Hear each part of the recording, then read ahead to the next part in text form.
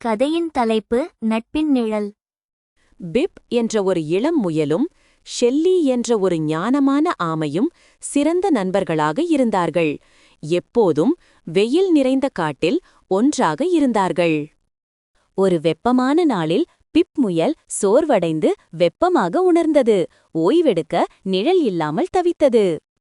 Shelley மெதுவாகவும் சீராகவும் நகர்ந்து பிப் தவிப்பதைக் கண்டு அதன் பெரிய பாதுகாப்பு ஓட்டின் குளிர் நிழலை வழங்கியது. "உனக்கு கொஞ்சம் நிழல் தேவைப்படலாம் என்று நினைத்தேன் நண்பனே," என்று ஷெல்லி கனிவான புன்னகையுடன் கூறியது. மறுநாள் ஒரு பலத்த மழைக்காற்று காடு முழுவதும் கொட்டி எங்கும் வெள்ளம் ஏற்பட்டது. ஷெல்லி கவனமாக ஒரு வழுக்கும் பாதையை கடக்கும்போது அது தடுமாறி ஒரு ஆழமான குழிக்கு அருகில் சரிய ஆரம்பித்தது. மின்னல் வேகத்தில் பிப் முயல் தாவி சென்று ஷெல்லியின் காலை பிடித்து தன் முழு பலத்தையும் பயன்படுத்தி பாதுகாப்பாக இழுத்தது. "நாம் கொடுப்பது எப்போதும் திரும்பும், ஷெல்லி," என்று பிப் பெருமையாகவும் மகிழ்ச்சியாகவும் உணர்ந்தான்.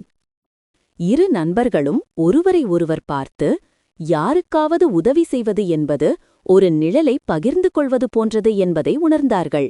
இது அனைவரையும் பாதுகாப்பாகவும் அக்கறையாகவும் வைத்திருக்கிறது.